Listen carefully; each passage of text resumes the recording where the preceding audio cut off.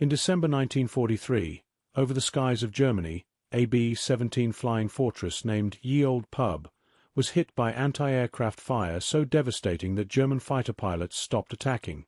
They assumed the bomber was already doomed. The tail section had been nearly severed, with the tail gunner still trapped inside the destroyed turret, hanging by mere inches of twisted aluminum at 25,000 feet. What happened next would become one of the most incredible survival stories in aerial warfare history. The B-17's tail gunner position was arguably the most dangerous spot in any bomber crew. Isolated from the rest of the aircraft by nearly 30 feet, tail gunners sat alone in a cramped plexiglass bubble, responsible for defending against attacks from the most common angle, directly behind. On that December morning, Staff Sergeant Hugh Eckenrode took his position in the tail turret of Olde Pub as part of the 379th Bombardment Group's mission to Bremen. The statistics for tail gunner survival were grim. Of all bomber crew positions, tail gunners had the second highest casualty rate at 21%, surpassed only by ball turret gunners. The isolation meant that if the aircraft was going down, tail gunners often had no warning until it was too late. They couldn't see forward to know if the pilot had given the bailout order. The intercom often failed first when electrical systems were damaged, and the narrow fuselage meant there was only one way out, forward through the entire length of the bomber, past the waist guns, radio room, bomb bay, and finally to the forward hatches. The tail gun position itself was an engineering marvel and a death trap simultaneously. The Cheyenne tail turret, introduced on later B-17G models, featured twin .50 caliber Browning M2 machine guns with 500 rounds per gun. The gunner sat on a bicycle-style seat, controlling the guns with hand grips while using foot pedals to rotate the turret. The entire assembly was encased in plexiglass, giving excellent visibility but minimal protection. The armor plating was limited to a small piece behind the gunner's head and back. Everything else was aluminum skin and plexiglass that could be penetrated by cannon shells or even heavy machine gun fire. Temperature was another killer. At 25,000 feet, outside temperatures dropped to -60 degrees Fahrenheit. The tail position, being furthest from the aircraft's minimal heating system, was the coldest spot in the bomber. Tail gunners wore electrically heated suits, but these often failed, leaving men to endure missions lasting 8 to 10 hours in conditions that could cause frostbite within minutes. Many tail gunners returned from missions with blackened fingers and toes from the cold. Some lost extremities to frostbite. The psychological toll was equally severe. Unlike other crew positions where men worked in pairs or groups, the tail gunner was utterly alone. During combat, he faced backward while the aircraft flew forward, creating a disorienting sensation that many described as flying in reverse. He watched his own bomber's contrails streaming away, saw the formation behind him, and had a perfect view of any aircraft in his formation that was shot down, watching friends spiral toward Earth in flames while being unable to help. Training for tail gunners was intensive, but could never fully prepare them for combat reality. At gunnery schools across the United States, candidates learned to track targets, lead their shots, and conserve ammunition. They practiced on the ground with mock-ups, then progressed to firing from actual aircraft at towed targets. The washout rate was high, not from lack of shooting skill, but from claustrophobia, air sickness, or the psychological inability to handle isolation. The most successful tail gunners developed specific survival tactics. They learned to fire in short, controlled bursts to avoid overheating their guns. They constantly scanned not just for enemy fighters but for telltale signs of attack, contrails forming above, glints of sunlight on canopies, or the deadly sight of rockets being fired from beyond gun range. They memorized the silhouettes of enemy aircraft and their attack patterns. German pilots favored attacking from 6 o'clock level, directly behind, or from 6 o'clock high, diving down from above and behind where the tail guns had limited elevation. December 20, 1943, began like many other mission days for the 379th Bombardment Group stationed at Kimbolton, England. The target was Bremen, specifically the Focke-Wulf aircraft factory that was producing the deadly FW-190 fighters that tormented American bomber formations. This would be the crew's first mission in their assigned bomber, though the aircraft itself was a combat veteran with numerous patches covering flak damage from previous missions. Second Lieutenant Charlie Brown, the pilot, was on his first combat mission. His crew was equally green, having just arrived in England weeks before. The experienced crews called them newbies or fresh meat, grim nicknames that reflected the statistical reality that most losses occurred in a crew's first 5 missions. If you survived your first 5, your chances improved dramatically. The learning curve in combat was vertical and unforgiving. The crew had been awakened at 0300 hours for the mission briefing. In the cold Nissen hut that served as the briefing room, they learned their position in the formation, Purple Heart Corner, the low squadron's most exposed position where German fighters typically focused their attacks. The intelligence officer warned them about heavy fighter opposition expected over Germany and intense flak over the target. Bremen was one of the most heavily defended cities in the Reich. As they walked to their aircraft in the pre-dawn darkness, each man carried the weight of his own fears. The bombardier worried about accuracy under fire. The navigator concerned himself with the complex calculations needed to find the target and return home.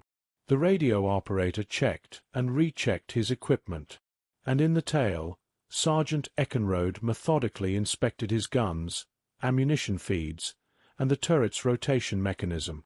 Finding everything operational, he settled into his position as the 4 Wright Cyclone engines roared to life. The formation assembly over England was a complex aerial ballet.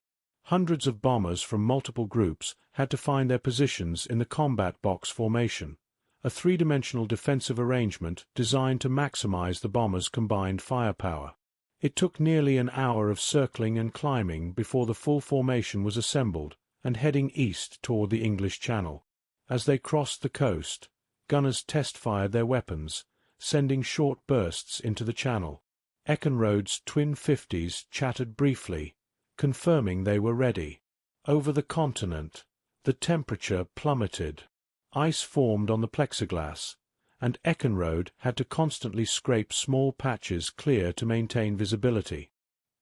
His electric suit was working, but barely. He could feel the numbing cold creeping through his heavy flying gear.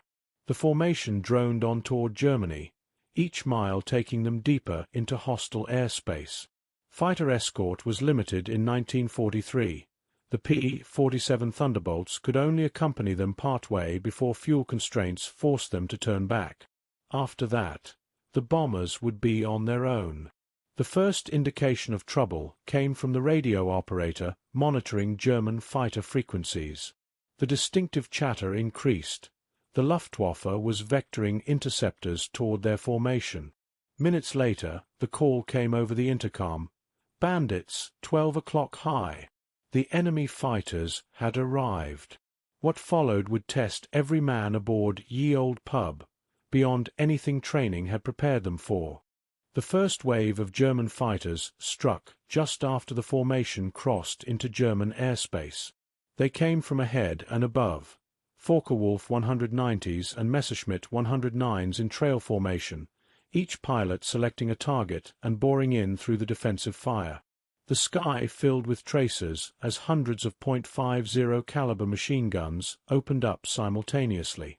The familiar thump-thump-thump of the guns vibrated through every bomber's aluminum skin.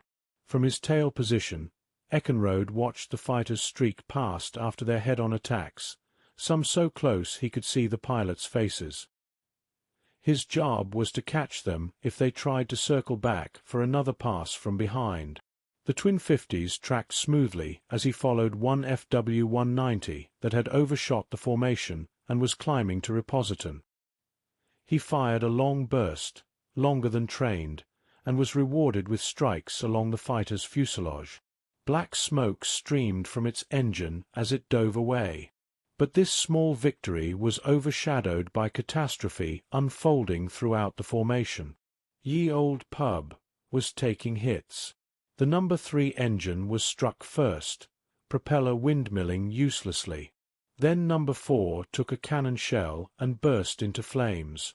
With half their power gone and unable to maintain formation speed, they began dropping back, every bomber crew's nightmare.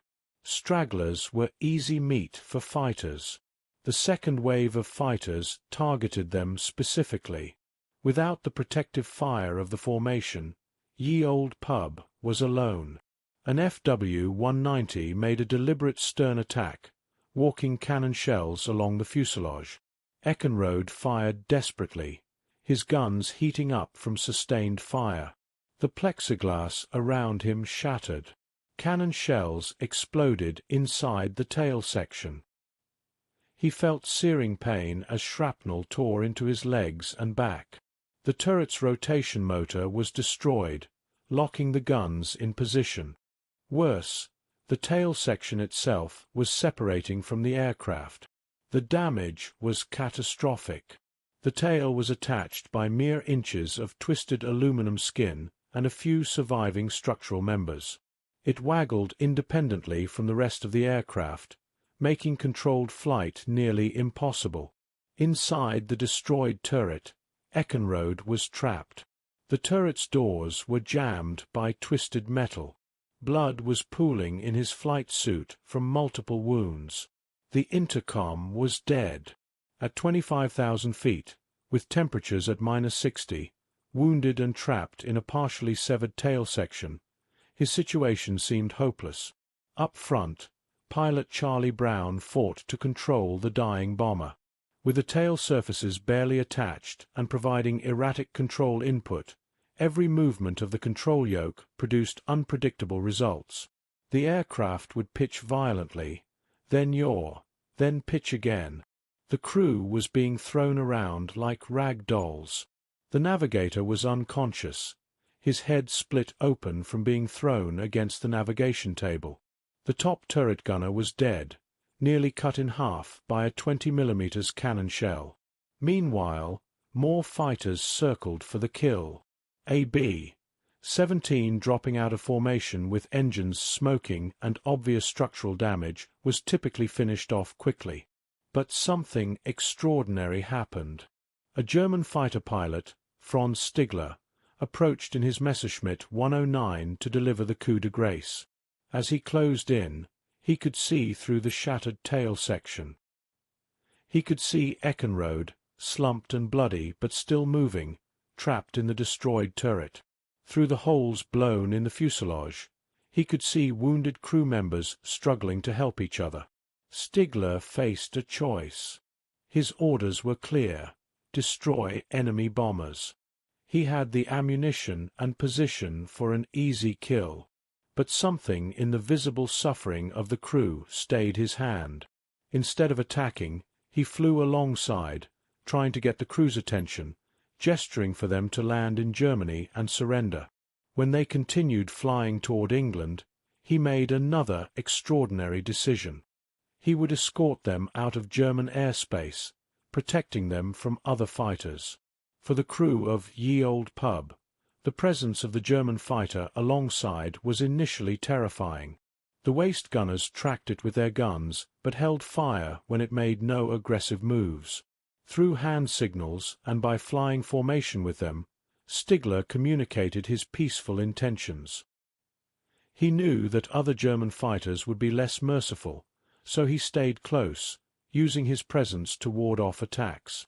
Inside the tail section, Eckenrode drifted in and out of consciousness. The blood loss from his wounds was severe, and the extreme cold was, paradoxically, keeping him alive by slowing the bleeding. He couldn't know that the rest of the crew assumed he was dead. The tail section's violent independent movement and the severed intercom meant no communication was possible. From the waist gun positions, crew members could see the damaged tail, but couldn't see inside the destroyed turret clearly enough to know Eckenrode's status. The flight characteristics of the damaged bomber defied all logic. With the tail attached by so little structure, it should have separated completely. Every air pocket, every control input, every gust of wind threatened to tear it off entirely. Brown had to develop entirely new flying techniques on the spot. Instead of using normal control inputs, he found that very gentle pressure and allowing the aircraft to find its own stability worked better. It was more like riding a wild horse than flying an aircraft. Fuel was another critical issue. The damaged engines were consuming more fuel, and there were likely leaks from the shot-up tanks. The flight engineer calculated they might have enough to reach the English Channel. Ditching in the Channel in December meant almost certain death from hypothermia, but it was better than going down in Germany. They descended to lower altitude where the air was thicker and warmer, though this also made them more vulnerable to light anti-aircraft fire. Stigler stayed with them to the coast. As they approached the North Sea, he knew he had to turn back or risk running out of fuel himself. He gave them a final salute, a waggle of his wings, and turned back toward Germany. He would never report this encounter. Allowing an enemy bomber to escape was considered treason, punishable by death. For the rest of the war, he kept silent about the incident. Without their unlikely guardian angel, Ye Olde Pub struggled on alone over the North Sea. The aircraft was slowly dying. Metal fatigue was causing cracks to propagate through the remaining structure holding the tail. Every minute in the air was borrowed time. The crew prepared for ditching.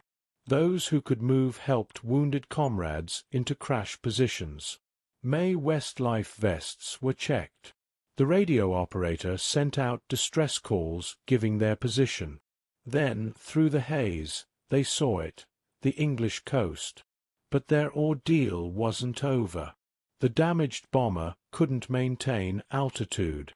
They were descending whether they wanted to or not. Brown aimed for the nearest airfield, Seething, home to the 448th Bomb Group. The landing would be extremely dangerous. With the tail barely attached and control surfaces providing unpredictable response, there was no way to know what would happen when they touched down. The crew prepared for crash landing. Those in the nose were ordered to move to the radio room, the strongest part of the fuselage. The ball turret gunner had already extracted himself from his turret, knowing it was a death trap in a belly landing. But in the tail, Eckenrode remained trapped, unconscious now from blood loss and cold, unaware of the drama playing out. As Ye Olde Pub approached Seething Airfield, emergency vehicles scrambled. Word had spread that a severely damaged B-17 was attempting to land. Ambulances, fire trucks, and crash crews lined the runway. Personnel from the 448th Bomb Group watched in disbelief as the bomber came into view. Even from a distance, the damage was shocking.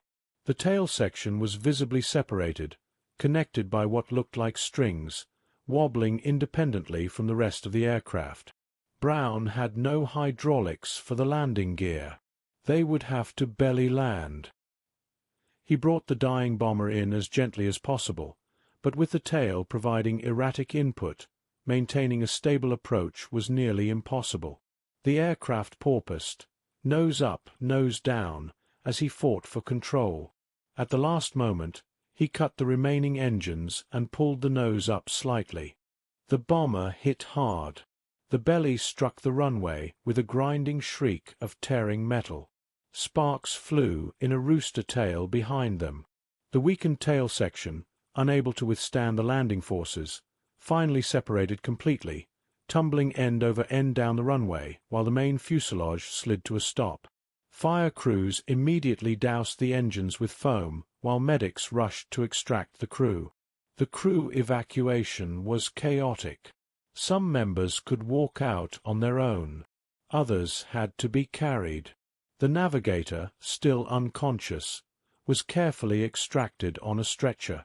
The dead top turret gunner's body was respectfully removed. As medics performed triage on the wounded, someone asked about the tail gunner. The consensus was that he couldn't have survived. The tail section had been too damaged, and now it was completely separated, lying 500 yards behind the main wreckage. But one of the medics decided to check anyway. He ran to the severed tail section, now lying on its side on the runway. The turret was crushed, the plexiglass shattered, the guns bent at impossible angles. He looked inside, expecting to find a body. Instead, he found Eckenrode, unconscious, bloody, his flight suit frozen with ice, but impossibly still breathing. The medic called for immediate assistance. The crash crews had to use metal cutting tools to extract him from the twisted wreckage of the turret.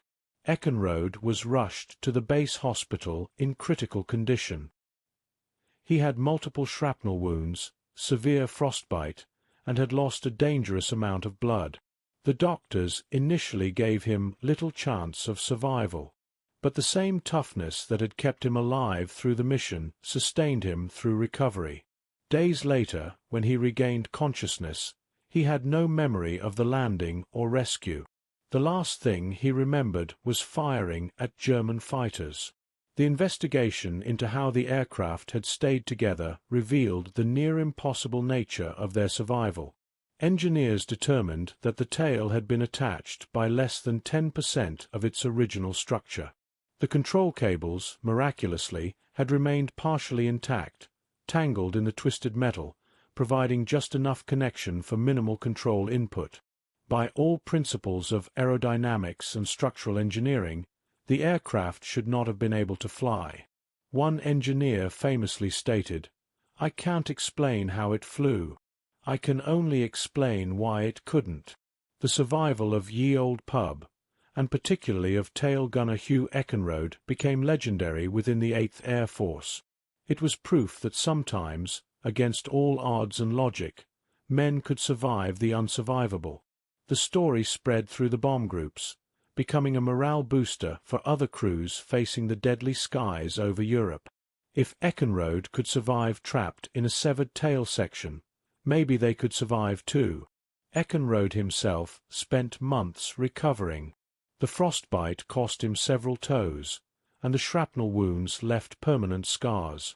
But he survived and eventually returned to the United States. Like many veterans, he rarely spoke about his experience in detail. The trauma of those hours trapped in the tail, wounded and freezing, waiting for death that seemed certain, left psychological scars that never fully healed. The rest of the crew had various fates. Charlie Brown, the pilot, completed his tour of missions and returned home, forever marked by the responsibility of having brought his crew through the impossible. Some crew members didn't survive the war, returning to combat after recovering from their wounds only to be lost on subsequent missions. The brutal mathematics of the bomber war meant that even surviving one miracle didn't guarantee surviving the next. The aircraft itself, Ye Olde Pub, was written off as destroyed.